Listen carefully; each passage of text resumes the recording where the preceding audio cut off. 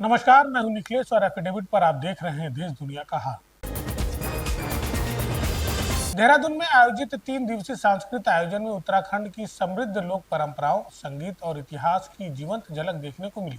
कार्यक्रम में विभिन्न विभागों की सहभागिता और स्थानीय कलाकारों की प्रस्तुतियों ने माहौल को उत्सवमय बना दिया। इस अवसर पर उत्तराखंड के राज्यपाल लेफ्टिनेंट जनरल गुरमीत सिंह ने प्रदेशवासियों से प्रकृति, संस्कृति और अपनी जड़ों से जुड़ने का आह्वान किया। उन्होंने कहा कि आयोजन में नृत्य, गीत और बैंड की मधुर प्रस्तुतियां सभी का मन मोह रही हैं। आपको देखकर इतनी खुशी हो रही है क्योंकि आपके अंदर में एक अलग उत्साह है, एक अलग हर्ष है।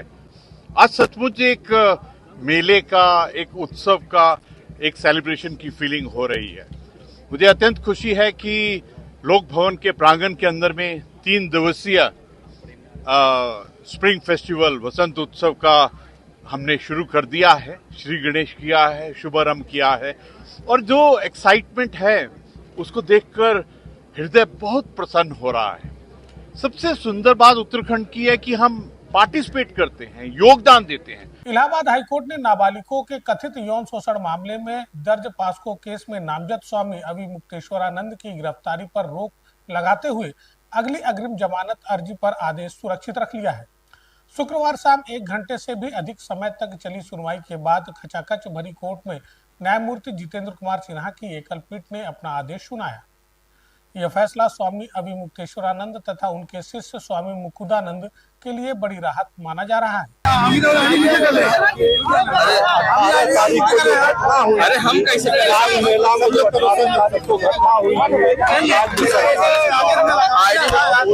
उसके पालन में सक्रिय हो गए और पहले इन्होंने 18 तारीख का एक झूठा केस बनाया जिसको कि 21 तारीख को इन्होंने मजिस्ट्रेट के यहाँ किया। उसमें इन्होंने इन बच्चों का कोई जिक्र नहीं किया। 18 को बच्चे के पास आ गए थे। सब हटा लीजिए। सर ये बताइए कि इसमें किस तरह की राहत मिली है शंकराचार्य जी को? इसमें पूरी राहत मिली क्योंकि माननीय न्यायमूर्ति ने पूरा जो है गिरफ्तारी पर रोक लगा। मंडलायुक्त की अध्यक्षता में आयुक्त सभागार में 10 करोड़ से अधिक के निर्माण कार्यों की समीक्षा बैठक आयोजित की गई। लोक निर्माण विभाग ने विरासत गलियारा के निर्माण कार्य की समीक्षा करते हुए निर्देश दिया कि होली पर्व में निकलने वाले शोभा यात्रा के दृष्टिगत विरासत गलियारा में जो भी मलबा है उनको हर हाल में आज शाम तक हटा लिया जाए।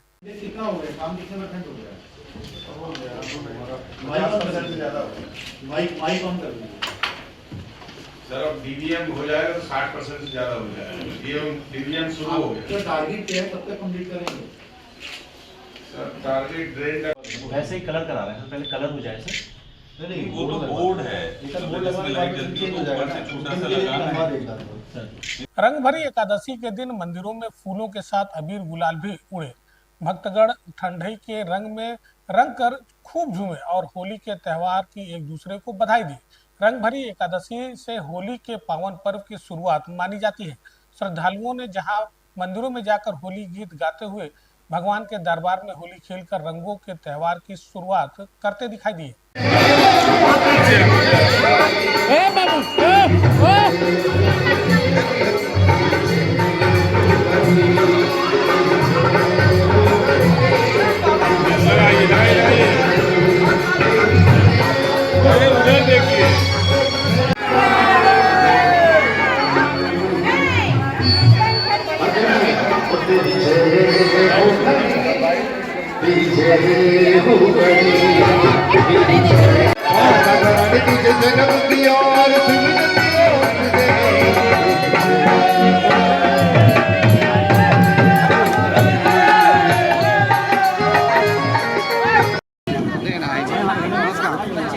नमस्कार नमस्कार।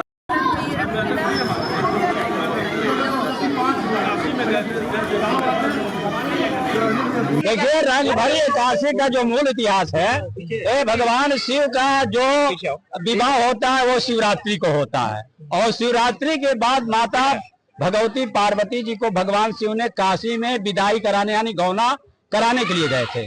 तो वहां पर जब शिव जी काशी में गौना कराने गए तो वहाँ उनके जो भक्त थे, जो उनके गण थे, उन्होंने कहा कि भगवान पहले यहाँ पर रंगोत्सव होगा, उसके बाद माता जी का गौना होगा। तो यह गौना पर्व के महत्व पर माना जाता है। इसमें जैसे ये हुआ कि वहां पर गणों ने पहले भगवान शिव को विधिवत श्रृंगार किया, माता जी का श्रृंगार हुआ, फिर वहाँ पर नृत्य हुआ और नृत्य के साथ साथ सारे भक्त और नर नारी भगवान शिव को अबीर गुलाल लगाए, फूलों और अबीरों का होली खेले। पावन पर्व हिंदुस्तान में, देश के अंदर और देश दुनिया भर में जहाँ पर भारतवंशी रहते हैं, इस रंगभरी होली को महीनों तक मनाते हैं। वृंदावन में तो महीनों तक ये कार्यक्रम चलता रहता है। आज रंगभरी एकादशी महोत्सव के अवसर पर गोरखपुर के एक प्रसिद्ध शिव मंदिर मुक्तेश्वरनाथ मंदिर पर यहाँ पर ये कार्यक्रम आयोजित किया गया है। हर वर्ष की भांति श्रद्धालु आकर के भगवान भोलेनाथ जी की पूजा अर्चना करते हैं, उनको अबीर गुलाल भी चढ़ाते हैं और यहीं से फिर होली का पावन पर्व प्रारंभ हो जाता है। आप जानते हैं कि गोरखपुर में होली का पावन पर्व कितना महत्व का विषय होता है। गोरखपुर में प्राचीन इतिहास, पुरातत्व एवं संस्कृति विभाग DDU और राजकीय बौद्ध संग्रहालय द्वारा आयोजित 2 दिवसीय राष्ट्रीय संगोष्ठी का आयोजन किया गया। गोष्ठी का मुख्य विषय भारतीय ज्ञान परंपरा में संस्कृत के अवदान विषय था। इसमें मुख्य वक्ता ने भारतीय संस्कृति और ज्ञान परंपरा में संस्कृति की केंद्रीय भूमिका पर प्रकाश डाला। उन्होंने कहा कि संस्कृति के बिना भारतीय परंपरा की कल्पना अधूरी है। वैदिक काल से लेकर आधुनिक युग तक ज्ञान विज्ञान के विभिन्न क्षेत्रों में हुए विकास के मूल में संस्कृत आचार्यों की साधना, चिंतन, परंपरा और गहन बौद्धिक अनुसंधान निहित है। सौभाग्य की बात है।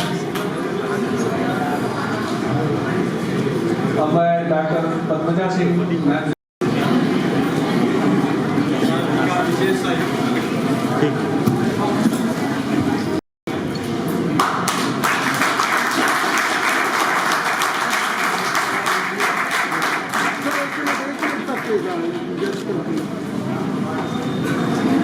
की बात है, ये बात है 2 मिनट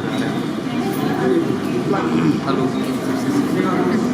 हम 2 मिनट आग्रह करता हूँ कि इस उद्घाटन सत्र के मुख्य वक्ता प्रोफेसर प्रशांत श्रीवास्तव जी का अंगवस्त्र है और ये राजकीय बौद्ध संग्रहालय गोरखपुर और प्राचीन इतिहास, पुरातत्व एवं संस्कृति विभाग गोरखपुर विश्वविद्यालय के संयुक्त आयोजन है। इसमें हम लोगों ने पुरातत्व और साहित्य में जो हमारी प्राचीन ज्ञान परंपरा रही है, समृद्ध ज्ञान परंपरा रही है, उस पर मंथन होगा यहाँ और विविध क्षेत्रों से, हमारे विभिन्न जिलों से और विभिन्न राज्यों से जो शोधार्थी आए हैं, शिक्षक आए हैं, वो अपना इस पे अपना मत व्यक्त करेंगे।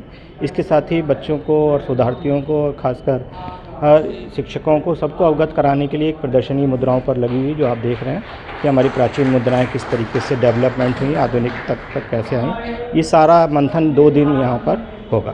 सर, पुस्तक विमोचन भी किया गया है? हाँ, आज 5 पुस्तकों का विमोचन किया गया है। इसमें एक पहले की एक प्रोसीडिंग जो यहाँ पिछले साल सेमिनार हुआ था, उसकी एक प्रोसीडिंग यहाँ अभी विमोचित हुई है।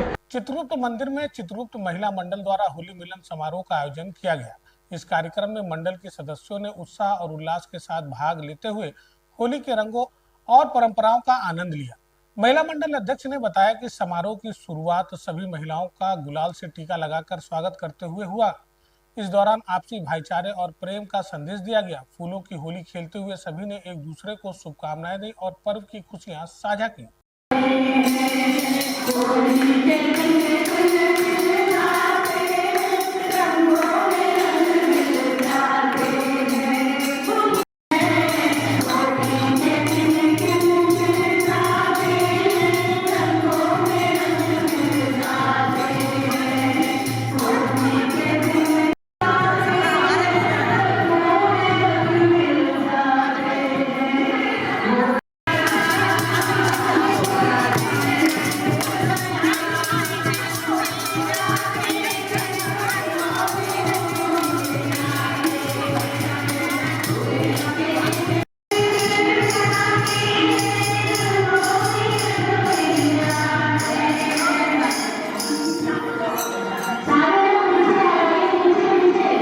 और अब हमें दीजिए इजाजत। देखते रहिए एफिडेविट। धन्यवाद।